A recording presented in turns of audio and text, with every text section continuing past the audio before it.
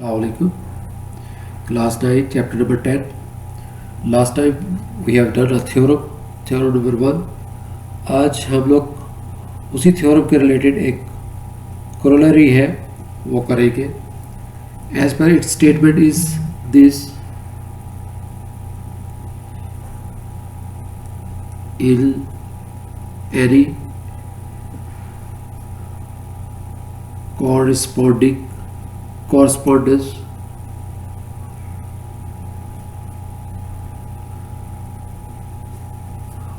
of two triangles, if one side and any two angles of one triangle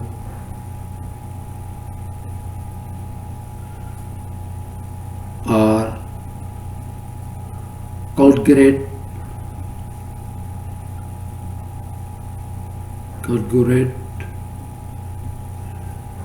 to the corresponding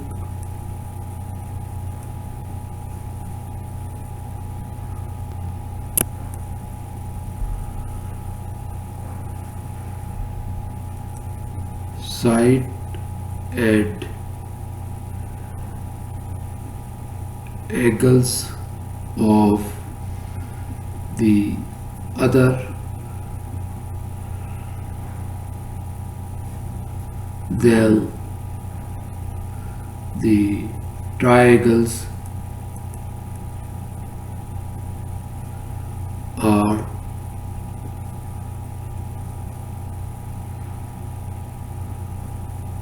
congruent. Side, angle,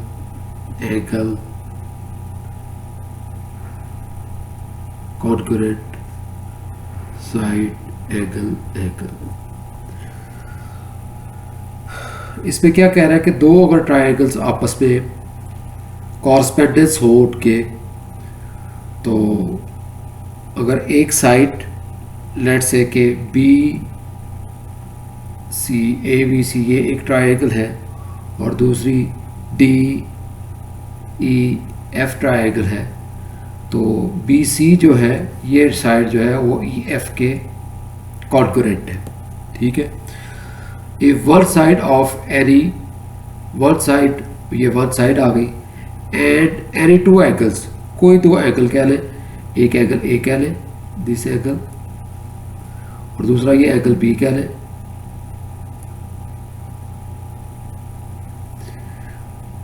are concurrent कि ए जो है वो D के equal हो और B जो है वो ई के इक्वल हो. ये एंगल्स अगर आपस में इक्वल हो, कॉन्करेंट हो. One side and two angles of one triangle are concurrent to the correspondence side and angle of the other. ये वाले इसके कॉरस्पॉन्डेंस हो तो ट्रायंगल के कॉन्करेंट हो तो then the triangles are concurrent. तो हमने ये साबित करना है कि ये ट्रायंगल्स जो है वो कॉन्करेंट है. तो इसमें जो गिवन था वो मैंने आपको बता दिया, लिख भी देते हैं. जी गिवन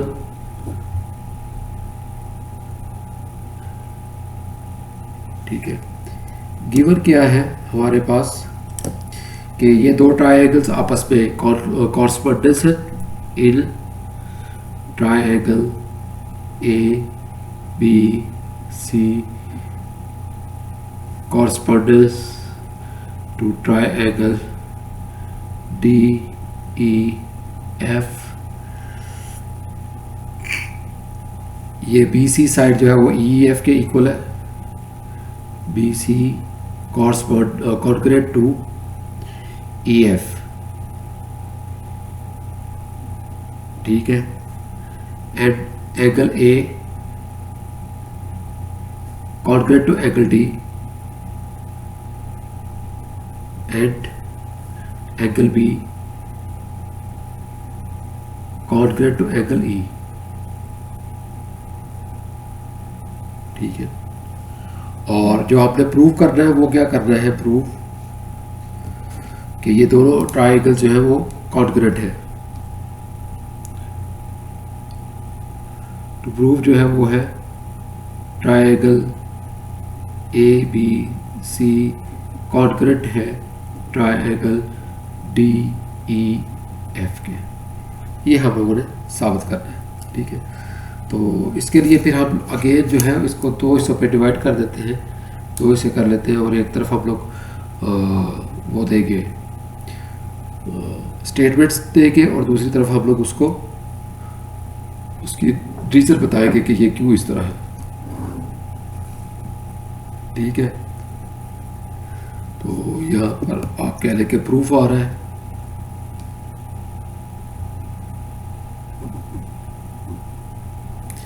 प्रूफ में हमारे पास एक साइड पे स्टेटमेंट आती जाएगी और दूसरी तरह साइड पे हमारे पास उसके रीजंस आती जाएगी कि ये इस तरह से क्यों है। तो यहाँ पर हम लोग कह सकते हैं कि एक साइड पे मैं स्टेटमेंट्स दे रहा हूँ, ये स्टेटमेंट साइड है,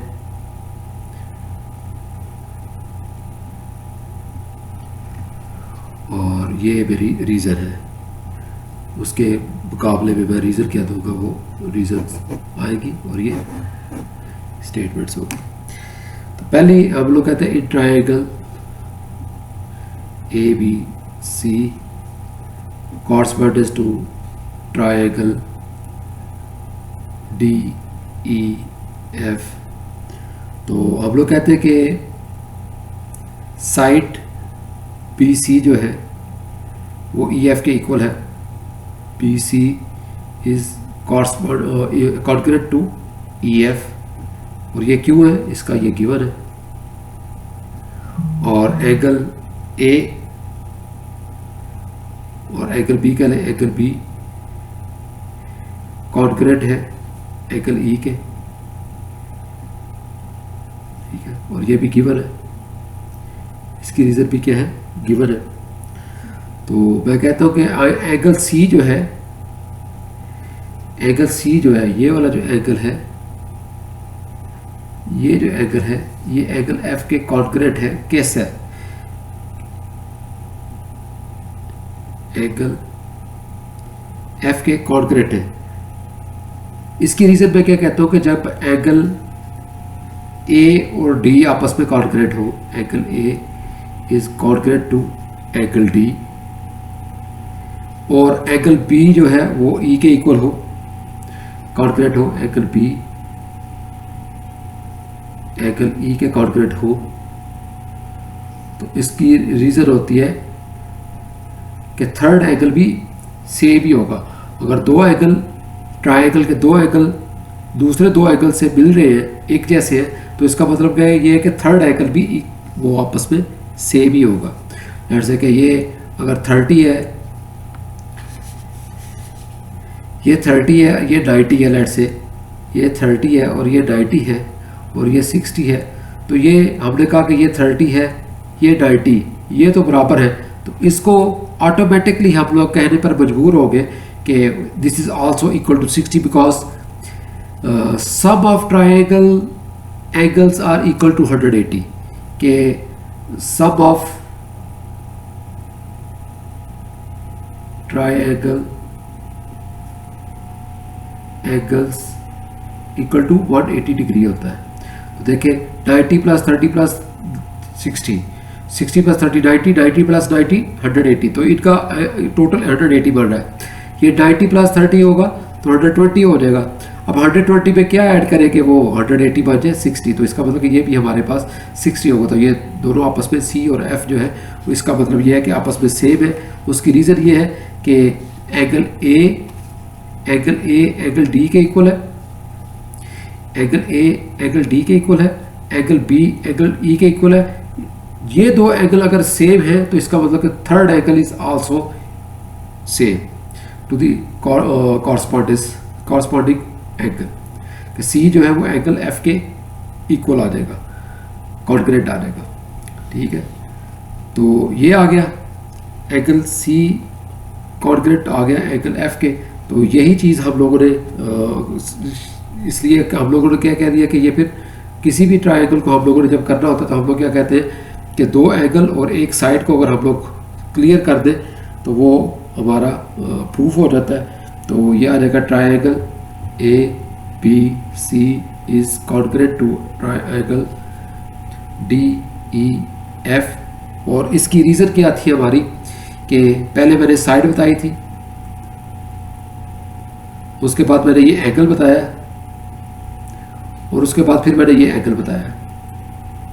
साइड एंगल एंगल कॉन्करेंट है साइड एंगल एंगल के, और उसने यही कहा हुआ था कि साइड एंगल एंगल को साइड एंगल एंगल के हिसाब से करना है। तो वही उसी को हम लोगों ने फॉलो करते हुए साइड एंगल एंगल को कर दिया। ठीक है,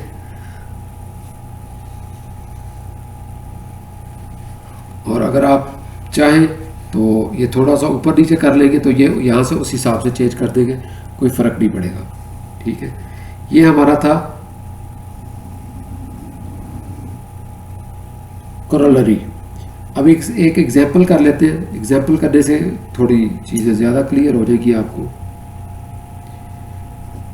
एग्जाम्पल है कि लेट्स से कि हमारे पास एक ट्रायंगल ए बी सी है और एक ट्रायंगल डी सी बी है। आप लोगों ने प्रूफ करना है कि ये जो है अपोजिट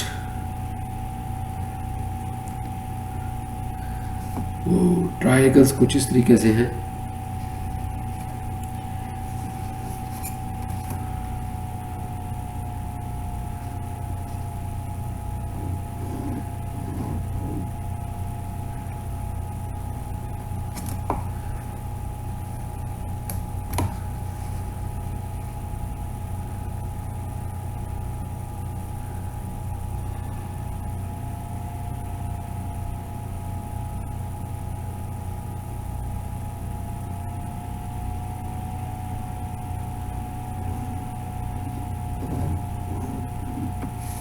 इस तरीके से ट्रायंगल्स हैं और इनके साइड्स के नाम कुछ इस तरीके से हैं कि ये ए है, ये बी है और ये सी है और ये डी है। तो पहले तो हमारे पास एक ट्रायंगल है ए बी सी और दूसरी ट्रायंगल है D C B.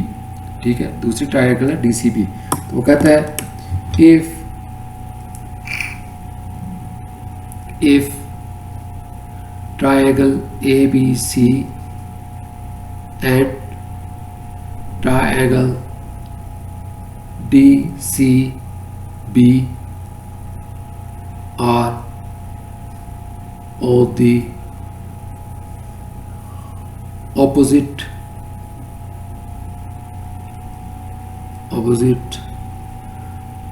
sides of common base BC। तो उनकी ये जो BC साइड है ये उनकी कॉपर है। सच डैट,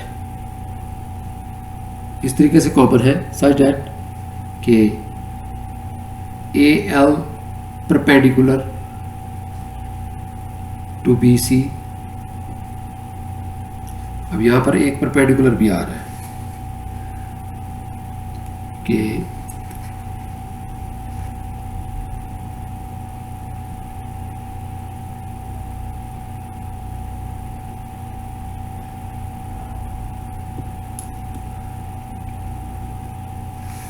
ठीक है, ये एक परपेंडिकुलर आ रहा है A2L है, ये 90 डिग्री परपेंडिकुलर है। AL perpendicular to BC and DM perpendicular to BC। इसी तरह D से हमारा परपेंडिकुलर आ रहा है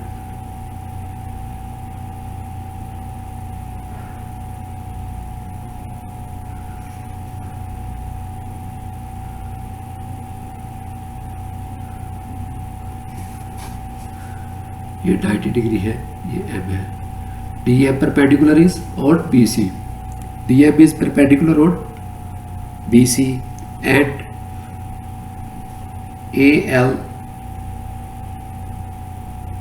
is concurrent, AL is concurrent to DM, ठीक है। Then BC bisects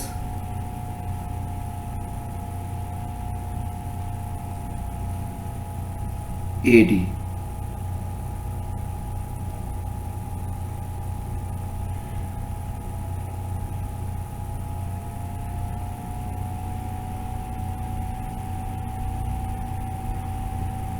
अगर हम लोग अब ए और डी को मिला दें तो ये उनका आपस में बाइसेक्ट करेगा, उसको 50-50 में डिवाइड करेगा, वो ये कहना चाह रहा है।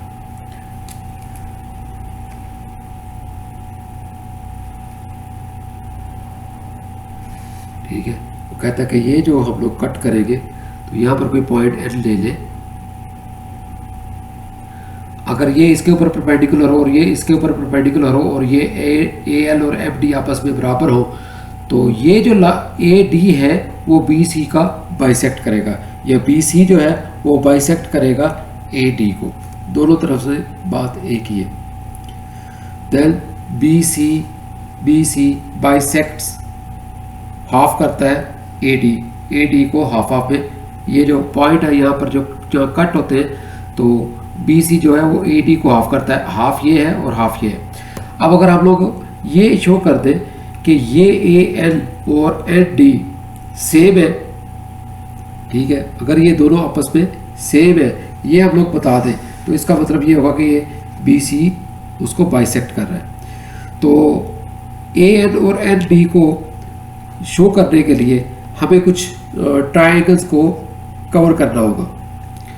वो हम लोगों ने ये इस तरीके से करना है कि हम लोग ये एक ट्रायंगल लेंगे ए एल एन, एक ये ट्रायंगल लेंगे और दूसरी तरफ से डी एम एन ये ट्रायंगल लेंगे। अगर ये ट्रायंगल और ये ट्रायंगल आपस में सेम हो जाए तो इसका मतलब ये होगा कि ये ए एल साइड, ये अगर ये ट्रायंगल सेम है तो इसका मतलब ये होगा कि ए एन जो है वो एन डी के इक्वल आ जाएगा, और ये इसका मतलब ये होगा कि ये उसको बी सी जो है उसको हाफ में डिवाइड कर रहा है। तो लेट्स स्टार्ट के इसके हम लोग प्रूफ कैसे करते हैं। ठीक है, तो सबसे पहले हम लोग गिवन करते हैं कि गिवन हमें क्या दिया गया है। गिवन लिखते हैं,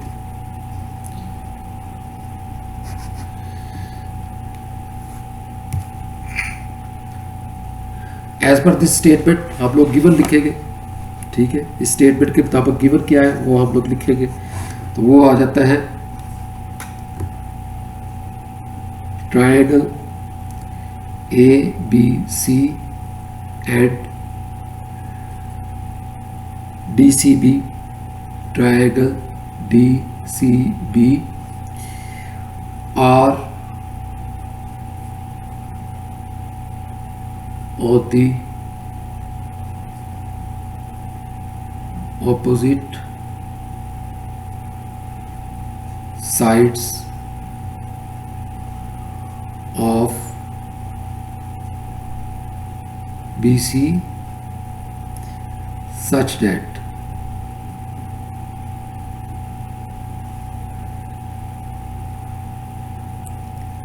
AL perpendicular to BC, DM perpendicular to BC, AL congruent to DM, and AD is cut by BC at end। ठीक है, ये AD जो है वो BC को पॉइंट एंड के ऊपर कट करता है। तो हम लोगों ने क्या प्रूव करना है कि ए एन एंड डी के इक्वल है, ताकि अगर ये दोनों इक्वल होंगे तो ये इसका मतलब कि बी सी उसको बाइसेक्ट कर रहा है, उसको हाफ पे डिवाइड कर रहा है। तो टू प्रूफ जो है हमारे पास जो हम लोगों ने प्रूव करना है वो ये है,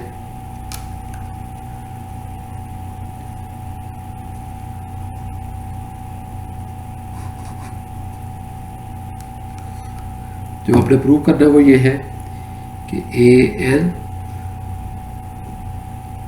is concurrent to D N. ठीक है, अब यहाँ पर हम लोग इसके प्रूफ और उसकी स्टेटमेंट लिखेंगे, और एक तरफ स्टेटमेंट आती जाएगी और दूसरी तरफ उसका रीजंस आती जाएगी।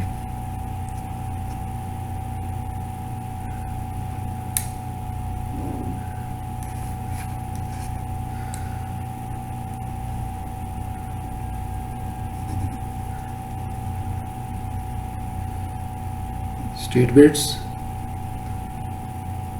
रीजंस। तो हम लोग पहला कहते हैं कि ये दो ट्रायंगल हम लोग कंसीडर करेंगे, कॉरस्पॉन्डेंस जो दो ट्रायंगल्स को देके वो लिखते हैं in triangle A L L correspondence to D M L. एक ये वाली ट्रायंगल ली हम लोगों ने ए एल एल ये वाली, और दूसरी डी एम एन ये वाली ट्रायंगल ले ली है। ठीक है, ये दो ट्रायंगल्स हम लोगों ने ले लिए। अच्छा, हम लोग क्या कहते हैं सबसे पहले कि ए एल जो है side is concurrent to D M, ये हमारे पास गिवन है, ये गिवन दिया हुआ है कि ये आपस में कॉन्करेंट है, गिवन, इसकी रीजन गिवन है। और angle A L D angle A L L ये परपेंडिकुलर है, क्योंकि हम लोग कहते हैं कि वो बाइसेक्ट कर रहा है, सॉरी वो परपेंडिकुलर है, A L is perpendicular to B C, तो इसका मतलब ये होगा ए एल एल जो है ये 90 डिग्री है, और उस तरफ से डी एम एफ जो है ना ये परपेंडिकुलर है। ठीक है, तो हम लोग कहते हैं angle A L L concurrent to angle D M N, ये 90 डिग्री, ये भी 90 डिग्री, और ये भी गिवन है असल में। Each angle is right angle. ठीक है, each angle is right angle, indirectly ये गिवन है, ये भी गिवन है कि A L perpendicular to B C है और D M perpendicular to B C है। तो ये जब ये परपेंडिकुलर है तो इसका मतलब कि ये एंगल जो है वो राइट एंगल है। थर्ड एंगल, थर्ड जो है ये हमारे वर्टिकल एंगल जो है, कह लें कि ये एंगल जो है ये इस एंगल के इक्वल होगा। ठीक है, इसको हम लोग वर्टिकल एंगल्स से पढ़ा हुआ है। तो angle A N L is concurrent to angle D N M. ठीक है, ये एंगल और डी एन एम ये एंगल जो है आपस में सेम है, और इसकी रीजन क्या है कि ये वर्टिकल एंगल है।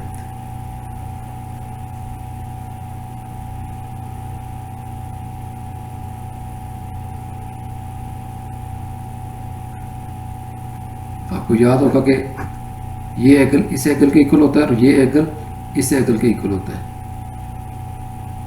और इसको हम लोग वर्टिकल एंगल से याद रखते हैं। तो जब ये अब ये हो गया कि ये एंगल इस एंगल के इक्वल हो गया, ये साइड इस साइड के इक्वल हो गई, और ये एंगल इस एंगल के इक्वल हो गया, तो इसका मतलब ये दोनों ट्रायंगल्स जो है वो आपस में कॉन्करेंट है। So triangle A L N is concurrent to triangle D M N. तो इसमें हम लोगों ने पहले क्या दी थी, साइड की, फिर एंगल, और फिर एंगल दिया था कि ये आपस में कॉन्करेंट है, साइड एंगल एंगल। तो फिर हैंस क्या कह सकते हैं हम लोग, ये ए एल, अगर ये सारी दोनों ट्राइंगल्स एक जैसी है तो इसका मतलब ये हुआ कि ए एल एंड डी के इक्वल है। ए एल एंड डी ये साइड्स आपस में कॉन्ग्रुएंट है एक दूसरे की। A L triangle D N के कॉन्ग्रुएंट है, और इसकी रीज़न क्या है कि ये दोनों ट्राइंगल जो है वो कॉन्ग्रुएंट हो चुकी है, इसलिए तो हम लोग कहते थे corresponding sides of congruent triangles.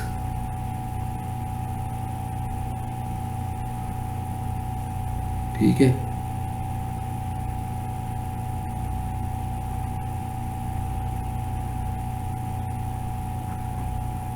ये कॉन्ग्रुएंट ट्राइंगल्स को हम लोग इस तरीके से भी लिख सकते हैं।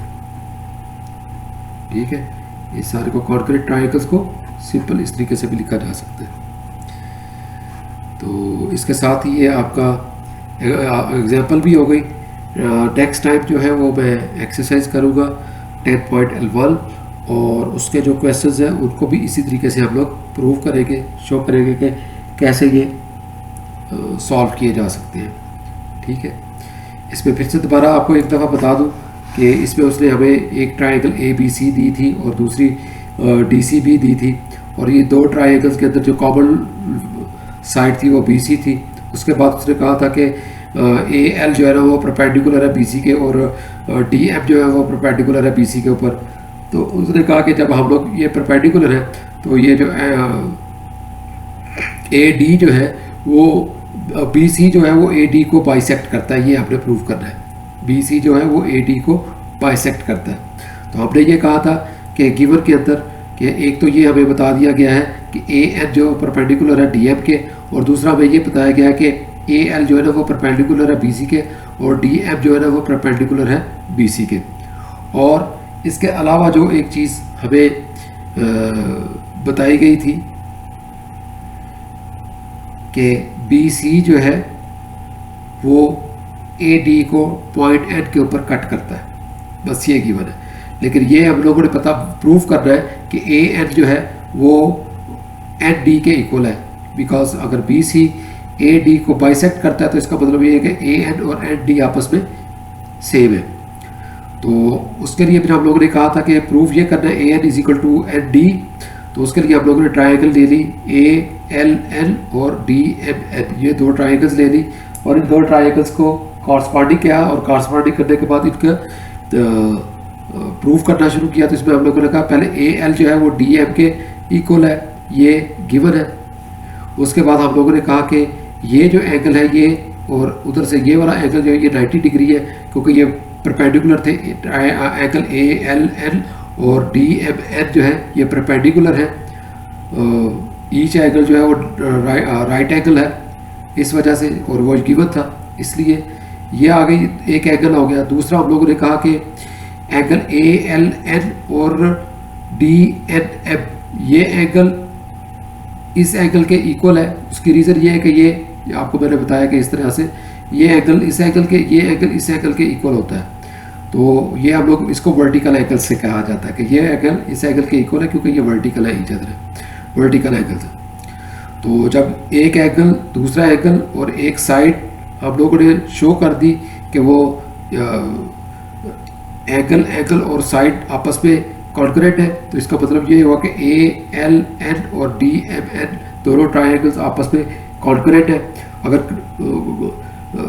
ट्राइंगल्स कॉन्ग्रुएंट है तो इसका मतलब ये हुआ कि ए एन साइड जो है वो एन डी के इक्वल है, A N is equal to D N. उसकी रीज़न हमने क्या बताया, corresponding sides of congruent triangles. तो यही हम लोगों ने साबित करना था। तो नेक्स्ट टाइम हम लोग एक्सरसाइज 10.1 करेंगे। आपको इसके नोट्स जो हैं वो डिस्क्रिप्शन में लिंक मिल जाएगा, पीडीएफ फॉर्मेट के अंदर इसके नोट्स मिल जाएंगे। और दूसरी चीज़ ये है कि अगर आपको किसी जगह पे समझ ना आई हो तो आप कमेंट्स में लिख कर पूछ सकते हैं, आपको रिप्लाई मिल जाएगा उसका। तो नेक्स्ट टाइम तक के लिए इजाज़त, अल्लाह हाफिज़, अस्सलाम वालेकुम।